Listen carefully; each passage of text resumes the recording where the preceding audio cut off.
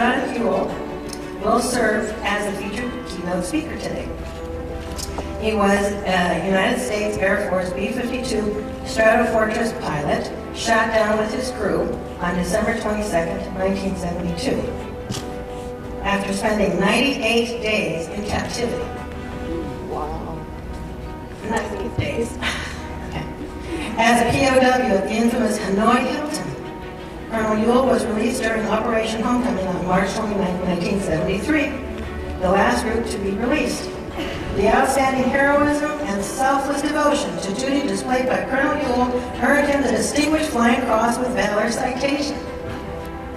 Colonel Huell's final assignment was Deputy Base Commander at Carswell Air Force Base from July 74 until his retirement on April 1st, 1979.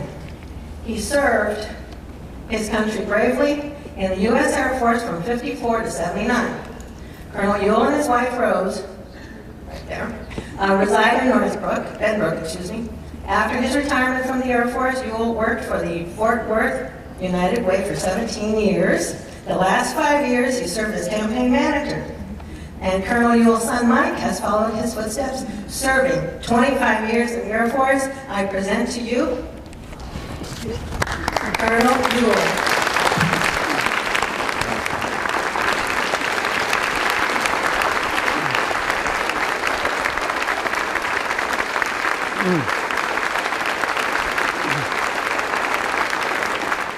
Isn't it great to be in a place where God's name is mentioned often with no concern?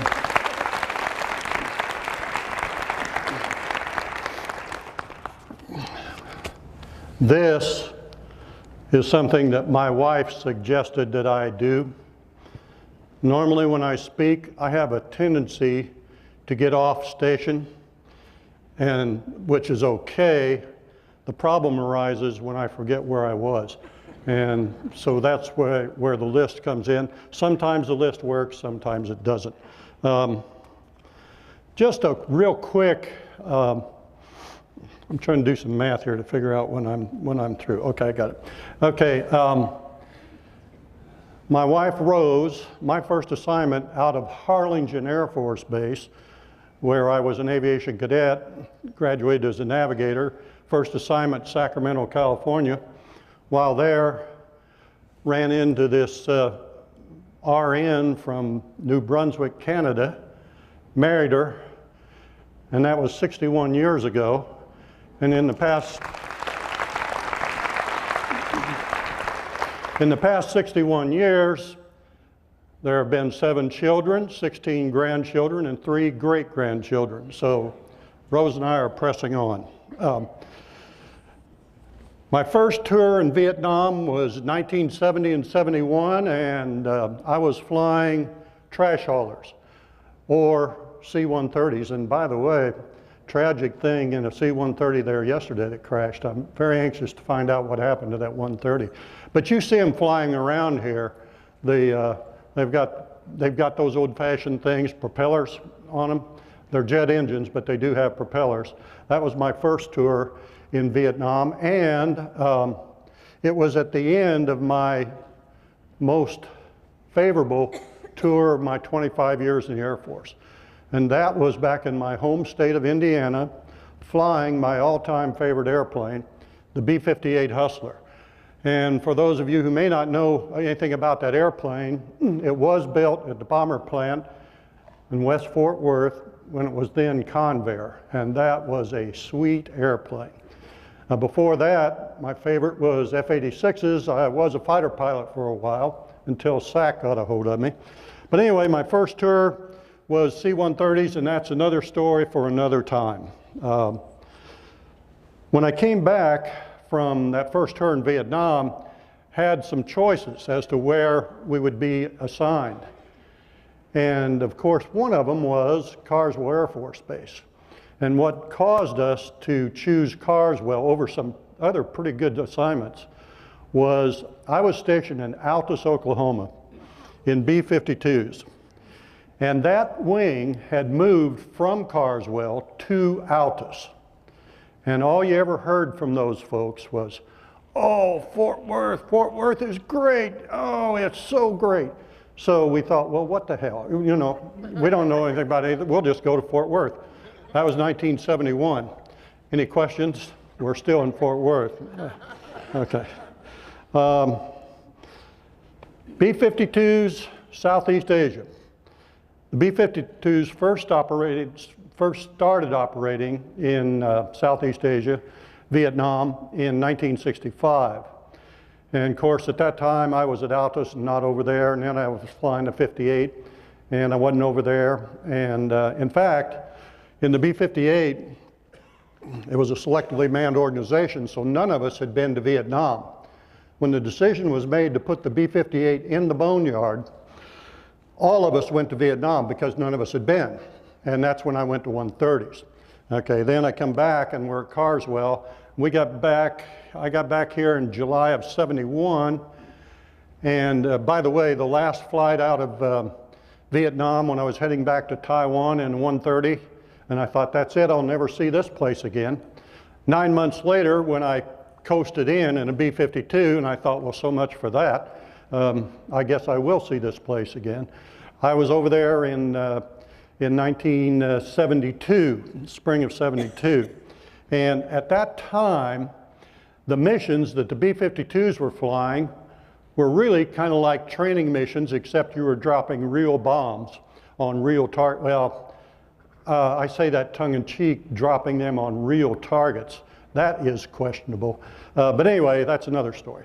But the missions were similar to a training mission because all of our targets were in South Vietnam, so we didn't have to worry about SAMs, about surface-to-air missiles, or about MiGs. And to give you a feel for what the atmosphere was, I'm going to describe to you a typical briefing. And the flights were always 3 B-52s. We always flew in 3-ship formation, which we called a cell. And at a briefing, and by the way, these 3 airplanes would be taking off from either Guam or Utapao, Thailand, every hour flying missions. And the briefing was in the base theater. And there are 6 people on a B-52 crew. And so only the first 3 rows in the theater were occupied for a briefing for the 3 crews in that cell. And the problem that the briefing officer had was trying to get those 18 people to shut up long enough so he could give his briefing, because the 18 of us didn't care. I mean, we heard the same thing day after day. I told one of the briefing officers one time, I said, look, just give us the ramp position, the stub that we're our airplane's on, and then tell us what our takeoff time is and we can do the rest. You don't have to go through that whole briefing. That was kind of the atmosphere. Up until the 18th of December, 1972. And that's when Air Operation Linebacker 2 started. There's a saying, particularly in military circles, that no objective or goal can be achieved militarily strictly through air power, that you have to have boots on the ground. But that was proven false with Linebacker 2. That was strictly an air operation, and the goals were twofold. One was to end that war in Vietnam, and the other one was to bring home the 550 at that time, or 560 POWs. And of course, I had no idea that I was going to be one of them at that time. But those were the objectives. Those were the goals of Linebacker 2. Both of those goals were achieved. Talk about a change in atmosphere. My crew and I had been on R&R, rest and recuperation, up at a place called Pattaya Beach, which was about an hour or 2 from Utapao base. We got back, and boy, everything had changed on the base. Everybody was restricted to the base, and it was just a totally different atmosphere. And I asked somebody, I said, what's going on here? And they said, something big. Said, we're all supposed to go into crew rest. We're not flying our normal cells, and there's going to be a big briefing. So now I'm going to share with you that briefing. This was the briefing I went to. I was wave lead. Wave told you about the cells of B-52s, 3. Okay, now we're going to go in a wave, and a wave is a number of cells. And I can't remember, I think we had either 21 or 24 B-52s in our wave that night. We were the second wave flying from Utapao that night. The first wave had taken off at dusk, and it was about midnight when we were going to take off. But at the briefing, it was a totally different situation than the one I described before. Now, instead of just the first 3 rows being occupied, since there's 24 crews going, this place is full. It is full. And I want to thank all of you, because you are like all we crew members were that night. That briefing officer could have briefed that entire mission without this, and everybody there would have heard every word.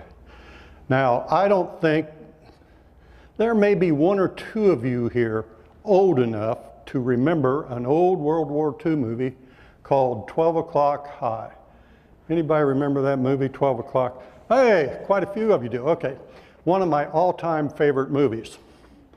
But in that movie, there was a scene, if you might remember, those of you who held up your hand, you may remember the scene where they were going up against a particularly difficult target. And the atmosphere in that movie, at that briefing, was very similar to the atmosphere and feeling in that briefing that I was sitting in. And then, as I look around that room at my fellow crew members, I had another thought. I thought, you know, I've been flying airplanes since 1955, and this is 1972. And I thought, I have never, ever been in a situation, psychologically or mentally, like I am right now. I looked around at that room full of crew members, and I thought, there is a very good chance that in 2 or 3 hours, some of us are going to die. And I had never, ever experienced that before in my life. It's a very sobering experience. And unfortunately, I was correct. That's what happened. As we were, and that's when we found out, of course, that we were going to Hanoi. We had a pretty good idea that must be where we were headed. The B-52s had never been sent north before. This is the first time we'd gone north. Essentially, 1 or 2 little incursions, but nothing really significant. And now we're sending the whole Sioux Nation up there. We're sending all of our buffs up there, the B-52s. So it's a big deal. And as we were leaving the briefing, we're on our way out to our airplane. And it just so happened that that first wave had landed and we're recovering. They were coming in to debrief. And I remember running into 2 or 3 of those guys in the hallway.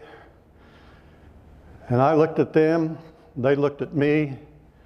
Neither one of us said a word. And I just knew this is going to be really exciting tonight. Going to be really exciting. And it was. But anyway, we take off, and now that first wave from Utapao had already hit them. A wave from Guam had already hit them. So we're the 3rd wave in, and it's about 2 o'clock in the morning. And we're only about 5 minutes out of Hanoi coming in from the west, and everything's quiet. I mean, nothing's happening. And I thought, whoa, maybe they've taken care of the problem here. Maybe we're going to have a milk run. Wrong. About 2 minutes from the target, we had an undercast. And all at once, it looks like people are setting off flares. You just see these lights everywhere. And then those flares broke through the undercast, and you could see there were the rocket plumes from these surface-to-air missiles that were coming up. And there were a lot of surface-to-air missiles coming up that night. Fortunately, we made it through the SAMs, hit our target, and got back. The next night, we flew again, same drill. And I think the first night we lost 2 airplanes. The second night, maybe 1 or 2. The third night, my crew didn't fly. We stood down, and we were just going to sub for any other crew member that may not be able to go. None of us had to fly. And then the fourth night, the night of the 21st, the morning of the 22nd, was the magic night for my crew. We were about 30 seconds away from our target. Our target was an airfield in the south side of Hanoi. We were about 30 seconds out I was taking one last look around for SAMs before I centered the PDI, which would keep the plane on a heading so the bombs would hit the target, when I saw the SAM right under the nose. And I thought, oh my God, please detonate above us. Because then the pattern from a surface-to-air missile, the detonation is upward. And the next thing I know, the airplane's in about a 30-degree bank. All the windscreens are totally shattered, but intact. None of them blew out. Very thick windscreens on a B-52. And by the way, we're at 35,000 feet. And this is the 4th night we've been bombing their capital, Hanoi. And so the other thing that happened was a lot of red lights went on in the cockpit, as you might imagine.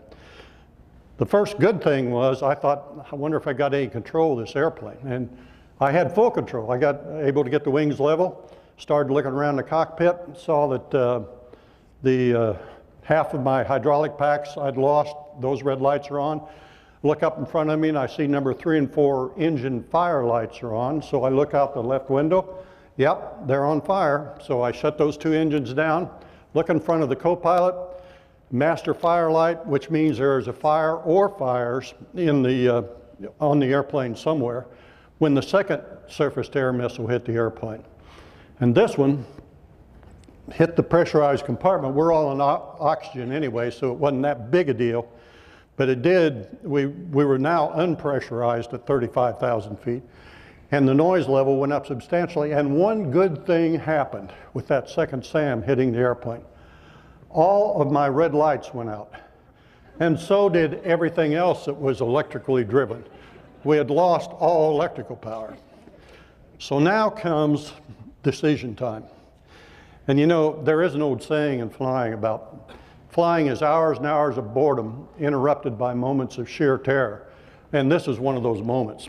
And I've told this story before about there's what we call a -1. It's the handbook on an airplane. Each airplane has its own handbook. And in the B-52, then they're all, the section 1 is on systems, section 2 is normal operating, section 3 is emergency procedures.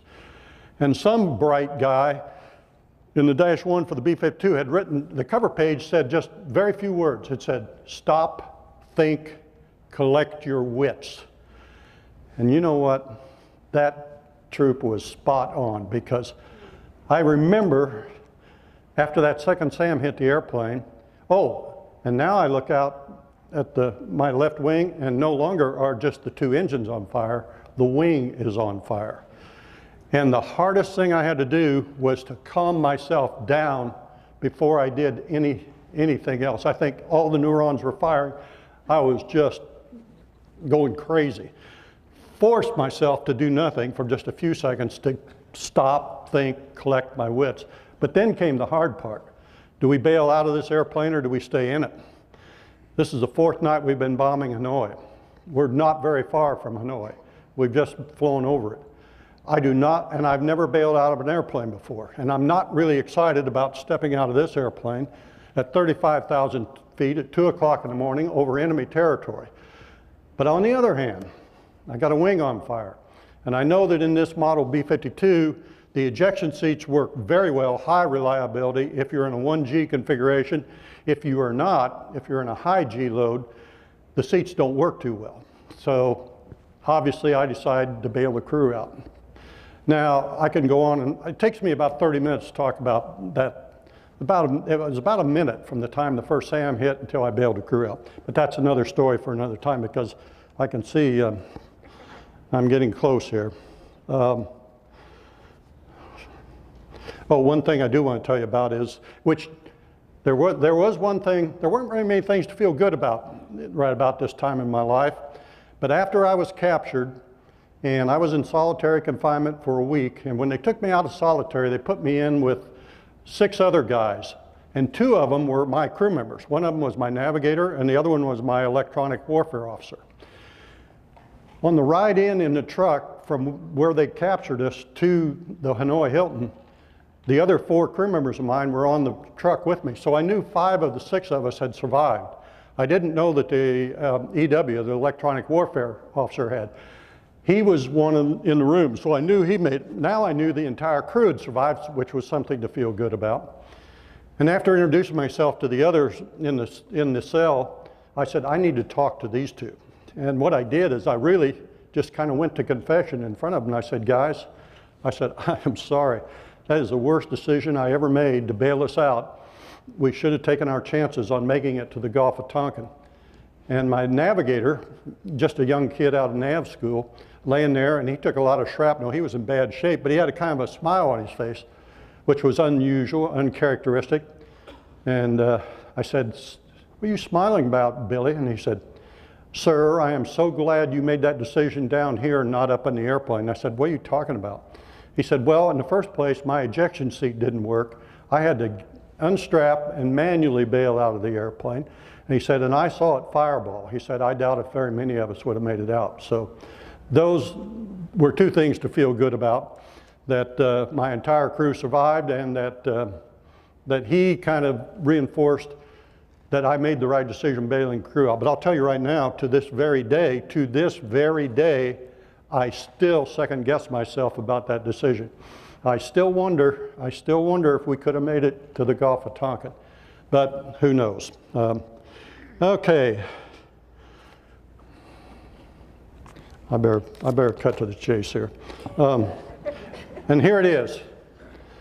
Now all this, I've talked about my experience. Now don't give me that no stuff. Now we're going to talk about,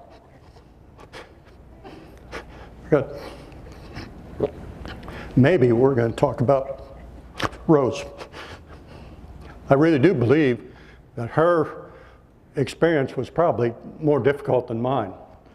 Picture this. We lived right behind, you know where the Kroger is on Highway 80 there in Fort Worth? We lived in that area right up behind there, not too far from Las Vegas Trail, but it was a different Las Vegas Trail back in the 70s. At any rate, picture yourself like Rose Ellen here. It's 3 days before Christmas. The blue car from Carswell Air Force Base drives up in the driveway. Doorbell rings at midnight. We're sorry to inform you. And Rose tells me that she said, is he dead or alive? And they said, well, we don't really know. So anyway, she had to deal with this. She had to deal with 7 kids 3 days before Christmas, and then deal with the whole situation as it played out from then on. So kudos to you, Rose. But now, having said that, you know what? She is really one very fortunate woman, because she just happens to be married to the world's greatest pilot.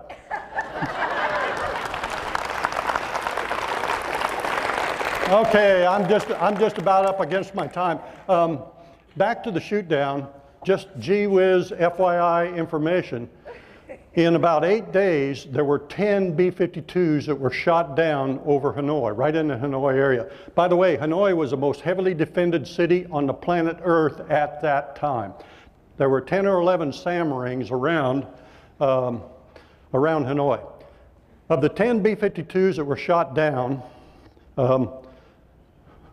there's 6 people on a B-52 crew, so there's 60 crew members. 32 of us survived, were captured, and became POWs. Essentially that's a 50% rate. I could have just as easily been in that other 50%. Talk about fortunate. And even more fortunate in that of the 32 of us that survived, mine was the only crew where the entire crew survived. So, golly, if you ever have to be a POW, if you have to go through something like that, hope you're as fortunate as I was. And I was thinking about that during the invocation. I thought, as she was thanking God for numerous things, you think I don't have some thanks prayers to say? I've had 44 bonus years. That's the way I look at it. 44 bonus years, because I could have easily been in the other half. At any rate, I'm out of time, folks, but it's been my pleasure. Thank you.